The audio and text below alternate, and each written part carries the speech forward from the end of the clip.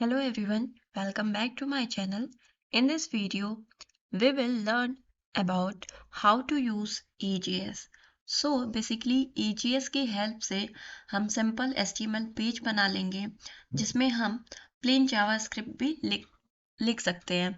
तो हम npm के थ्रू EJS को इंस्टॉल कर लिए थे प्रीवियस वीडियो में, और हम ये चेक भी कर सकते हैं अपने package.json फाइल में जाकर। डिपेंडेंसी में हमारे दो पैकेज हैं, पहला है EJS, दूसरा है एक्सप्रेस। और हम अब अपने सर्वर को स्टार्ट करेंगे using nodemon। So nodemon server.js।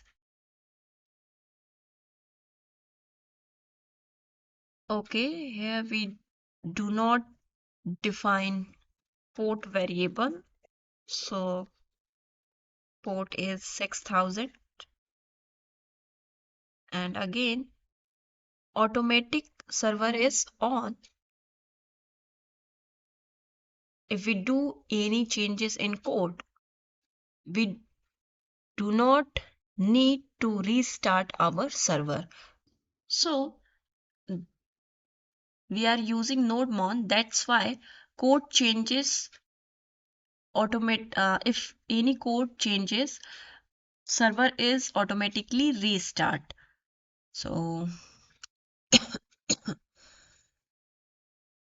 run our file nodemon server.js, and when we require express package, so express package के साथ ही हमारा EJS जो है EJS वो इंटरनली, मतलब एक तरीके से इसको हम बोल सकते हैं कि जब भी एक्सप्रेस रिक्वायर करते हैं तो एक्सप्रेस जो है वो EJS को, जो भी हमारा EJS है लाइक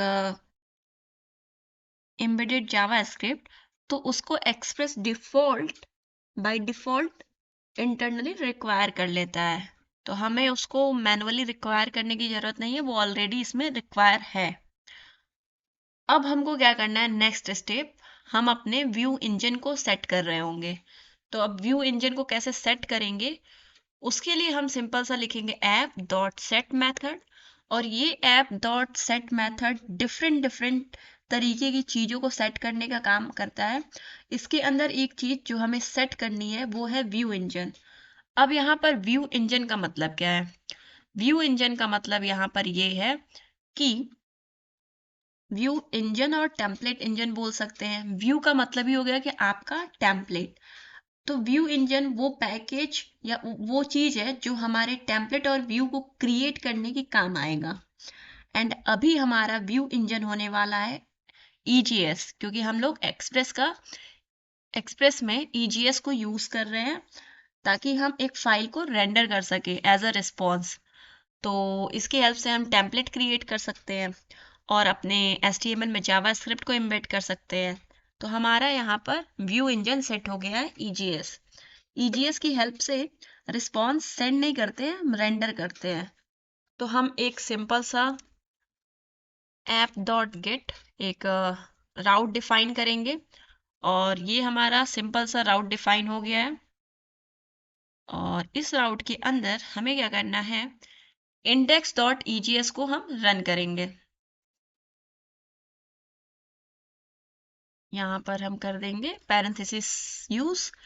तो index.EJS हमने अभी भी फाइल क्रिएट नहीं की है, तो हम एक व्यूज नाम का फोल्डर क्रिएट करेंगे, और इस व्यूज नाम के फोल्डर में हम home.EJS नाम का एक फोल्डर क्रिएट करेंगे। और जैसे हम जावास्क्रिप्ट नहीं, जैसे हम HTML में इमिट एब्रीविएशन का यूज करते हैं, ये इसको बोलते हैं इमिट एब्रीविएशन, जिससे कि हमारा HTML का बॉयलर प्लेट कोड आ जाता है। वैसे ही इसमें भी हम सेम चीज करेंगे। तो हमें HTML का बॉयलर प्लेट कोड मिल जाएगा, और यहाँ पर हम सिंपली लिख देंगे दिस इज होम पेज। अब आप इसमें बहुत सारी चीजें ऐड अप कर सकते हैं। तो अब आपको इस फाइल को एज अ रिस्पॉन्स सेंड करना है, तो यहाँ पर आपको सिंपली लिखना होगा होम। आपने home.EJS फाइल को रेंडर कर दिया रिस्पॉन्स में। ये तब होगा जब यहाँ पर रिक्वेस्ट आएगी इस रूट पर, इस पाथ पर। तो अब हम चलते हैं, हमारा सर्वर ऑलरेडी ऑन है और जैसे जैसे कोड चेंज होगा वैसे वैसे हमारा यहाँ पर ये हमारा लोकल होस्ट 6000 मैंने किया है, ठीक है। तो इसको आपको 6000 करना है और जैसे ही मैंने 6000 किया ये रन नहीं हुआ, तो उसका प्रॉब्लम क्या है, ऐसा क्यों हो रहा है। व्यू इंजन तो हमारा सेट है, व्यूज फोल्डर में हमारा home.egs भी है, सर्वर भी रन हो रहा है, 6000 पे है, पोर्ट नंबर भी सही है।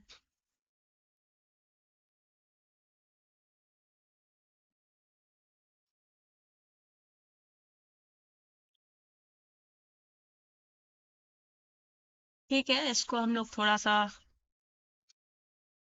ऐसे करते हैं और रिस्पॉन्स डॉट सेंड यूज करते हैं, यहाँ पर हाय भेजते हैं, कोई भी नॉर्मल मैसेज। अब एक बार इसको रीलोड करते हैं। इशू क्या आ रहा है यहाँ पर, प्रॉब्लम देखना पड़ेगा, हमें डिबग करना पड़ेगा।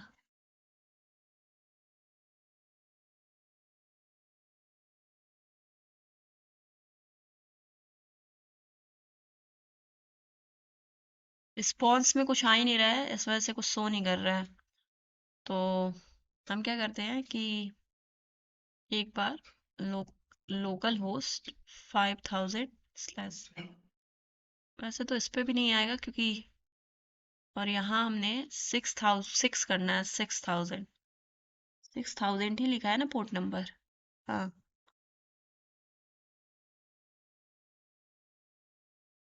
This local host might be temporarily down. यहाँ पर हम अपना पोर्ट नंबर ही चेंज कर लेते हैं, इसको हम लोग करते हैं 5000 और यहाँ पर हम लोग करते हैं 5000, ठीक है। तो वो कुछ इशू होगा, पोर्ट नंबर का इशू भी होता है। तो यहाँ पर हम अपने कोड में क्या कर रहे थे कि रिस्पॉन्स नहीं सेंड करेंगे। जब भी हम ईजीएस की हेल्प से कोई एचटीएमएल फाइल यानी कि एक फाइल सेंड कर रहे होते हैं, एक फाइल रेंडर कर रहे होते हैं, तो हम रेंडर मेथड का यूज करेंगे और फाइल का नाम लिखेंगे जो कि हमने एबव कोड में किया हुआ है, बस उसको अनकमेंट कर देना है। अब हम रिक्वेस्ट भेजे तो हमारे पास एक HTML पेज आया है, ठीक है, एक HTML पेज आया। यानी कि इस वीडियो में हमने सीख लिया कि कैसे अपने व्यू इंजन को सेट करते हैं और कैसे किसी राउट पर रिक्वेस्ट आने पर हम रिस्पॉन्स में एक फाइल सेंड करते हैं।